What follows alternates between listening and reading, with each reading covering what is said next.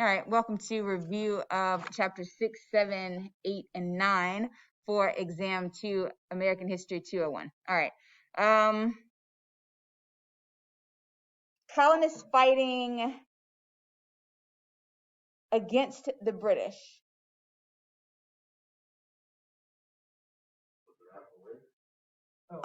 Like there's two divisions of people. You've got patriots and loyalists fighting in the American Revolution.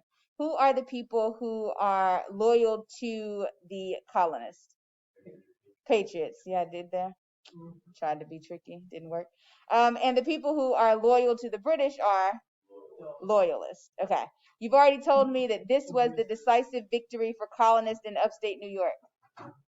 It's going to encourage the French to provide financial support, which was huge. Like that was what was going to win them the war. Battle of Saratoga. What actually ends? Back up. Why are the French so excited to help the colonists fight this war? Because they're petty, because they lost what war? 7 Years' War or the French and Indian War. Same thing. Good. Yep. Kinda. Did you guys see the name? You gotta focus. We're recording. Good. All right. Then we talked about Battle of Yorktown, or I told you Cornwallis surrendered to Washington, and we get a peace treaty. What's the peace treaty that ends the American Revolution? Paris. Treaty of Paris. When in doubt, Treaty of Paris. Good. All right. This is the small states plan that calls for minor changes to the articles. It would have allowed state governments to keep their dominance while establishing a one-house legislature with equal representation. Yes. No. New Jersey plan. Okay, good. So the large state plan that calls for a stronger national government with the two-house legislature based on numerical representation. Virginia plan. 1787 compromise that calls for numerical representation in the House of Representatives and equal representation in the state. The Connecticut plan is the compromise. Good. As part of this new constitution, we're going to see blacks being counted for representational purposes only. That's called the what? That's called the 3/5 compromise. To enforce mercantilism, British Parliament enforced this legislation that said all trade conducted with the colonists actually had to be transported on British vessels. It sounds like we're on a boat. Or it sounds like we're driving. Navigation laws of 1650. So navigation laws of 1650 say British Parliament is forcing all trade that's conducted with the colonists has to be transported on British ships. Yes, that's it. This is the idea of limiting governmental power based on a charter. The idea of limiting governmental power based on a charter. Not colonialism. What's the name of our charter? We don't call it a charter. We call it a what? A constitution is a charter. So constitutionalism is the idea of limiting power based on a written document. That's constitutionalism. What is it called when government shares power between levels? So you've got state government and federal government, and they all exist within one system. That's called what?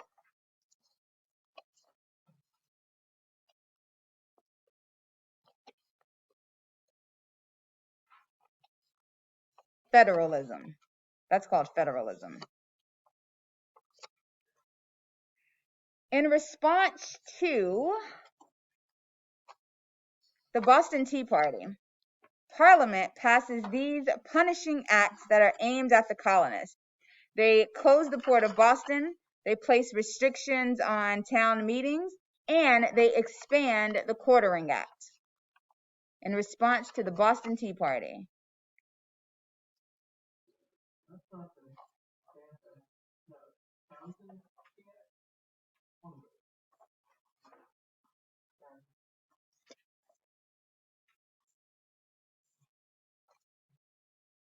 Townsend, you're right.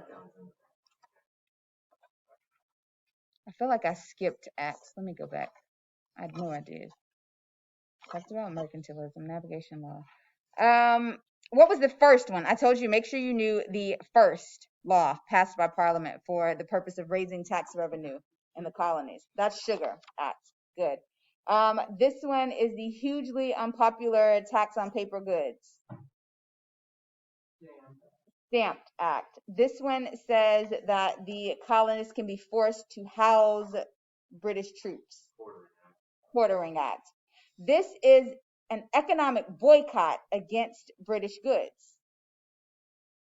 This is an economic boycott against British goods. The Stamp Act Congress of 1765 adopted this one.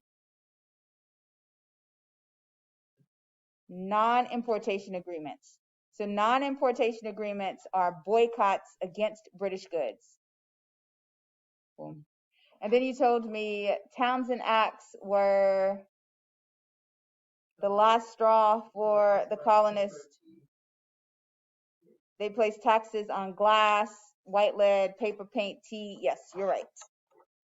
But they also like end up with us having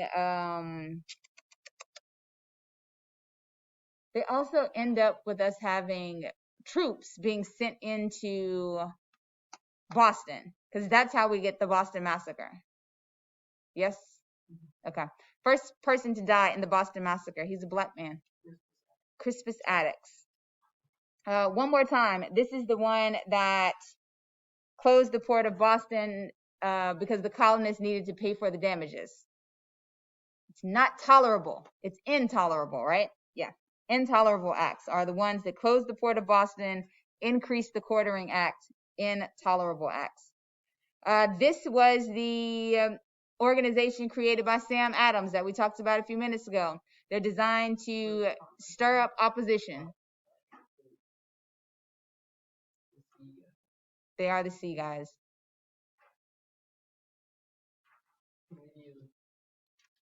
Correspondence. Yep, committees of correspondence. Good. All right. This is the first battles. The first battles of the Revolutionary War are Lexington and Concord. Lexington and Concord. All right. Talked about common sense. This is when all 13 colonies meet in Philadelphia in May 1775 after the battles of Lexington and Concord. They decide that they are going to keep fighting in hopes that Parliament and the King give up the taxes. This is called? Very good. This is the Second Continental Congress.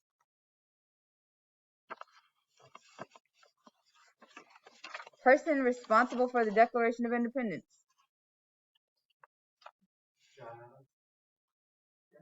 Jefferson. Thomas Jefferson. Good.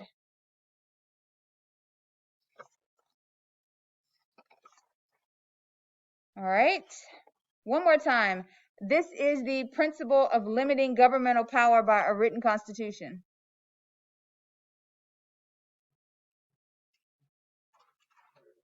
We don't call it a charter. We call it a constitution. So constitutionalism is the idea of limiting governmental power. Okay. 1775 declaration by the British that said if black people fought in the war, they would receive their freedom. 1775 declaration that said if blacks fought on behalf of the British, they would receive their freedom. Like at first, George Washington basically said he wouldn't allow blacks to fight in the war, but because of this, he didn't have a choice because he would have been heavily outnumbered. Lord Dunmore's proclamation. Good. System of government in which national and state governments share power. Federalism. This is the idea that there are powers that are assigned to the federal government, even though they aren't expressly stated. Elastic, okay, so they're called elastic clause. It's also called two other names. Elastic, if it's not an expressed power, it is a what power? Implied power. And what's the name of the clause that says, right, because it's necessary and proper for me to have this power to carry out my explicit, express, specified powers. Make sense? Cool. All right.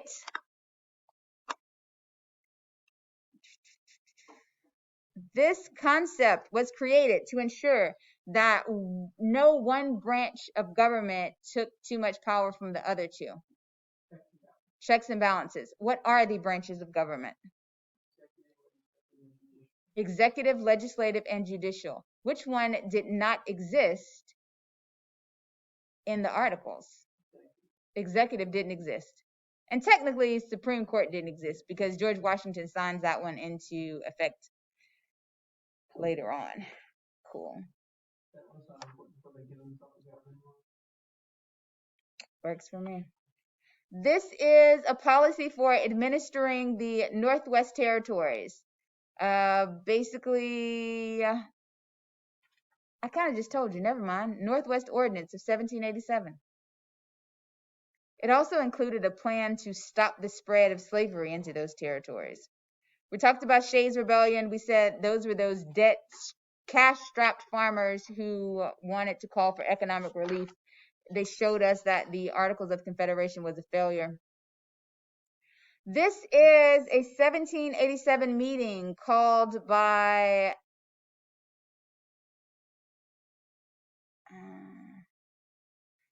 where do we come up with the Virginia Plan and the New Jersey Plan?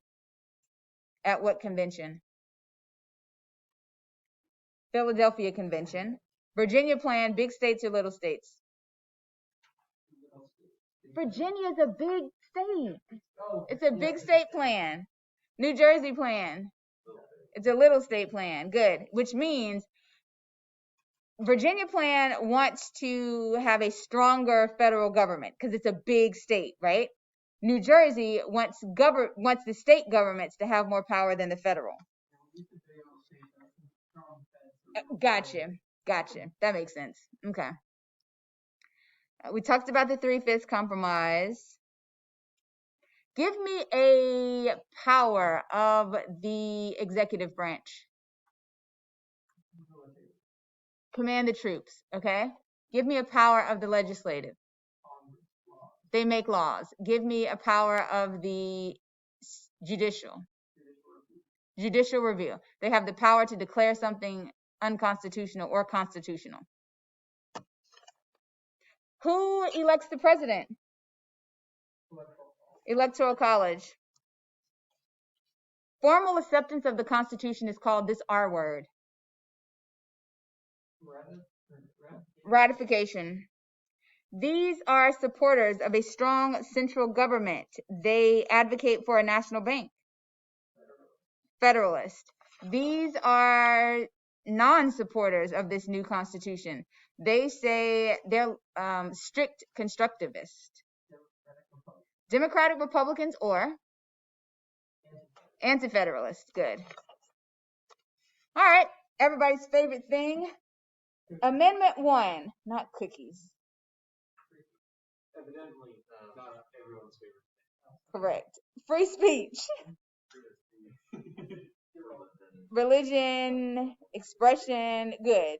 Okay. 2. Right to bear arms. 3. You cannot write quartering troops, because that's wrong. You should write what? Cannot force people to house soldiers. Yes. Okay, cool. If you put quartering, period, I'm gonna mark it wrong because I'm gonna pretend I don't know what quartering means. 4.